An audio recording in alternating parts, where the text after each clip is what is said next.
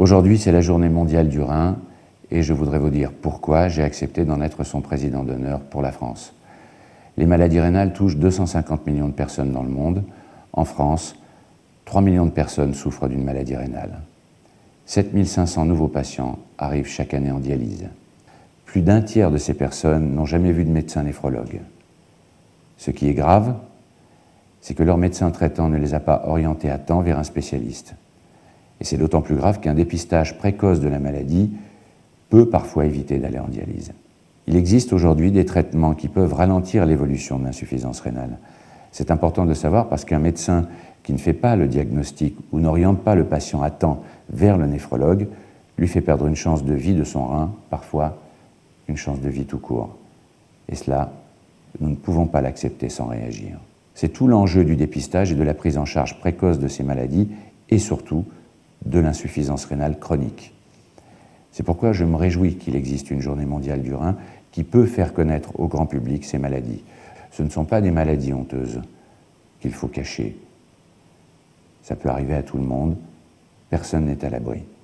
C'est arrivé à ma sœur qui souffre d'une maladie rénale génétique, le syndrome d'Alport. Très souvent, la maladie rénale n'a pas encore de traitement.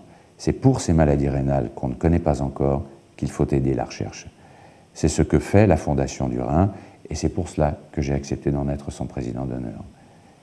Et je suis très heureux que la Fondation lance cette année un important programme de recherche sur les maladies rénales génétiques en partenariat avec l'AIRG et l'Association contre les myopathies dont chacun connaît le dynamisme grâce au Téléthon.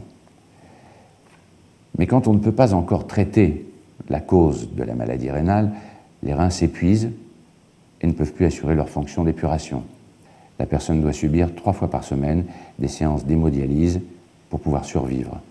Les enfants, eux, sont traités quotidiennement par dialyse péritonéale. Mais je voudrais aussi rappeler qu'il y a un moyen d'échapper à la contrainte de la dialyse, pour beaucoup, c'est la greffe. Mais il n'y a pas de greffe sans don d'organes. Et il n'y a pas de greffe sans donneur.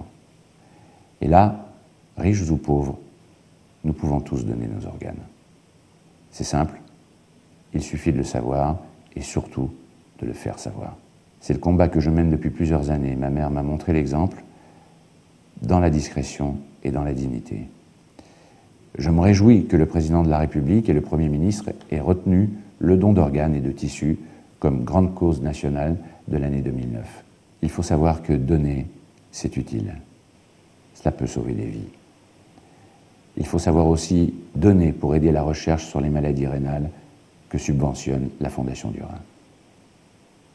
Merci.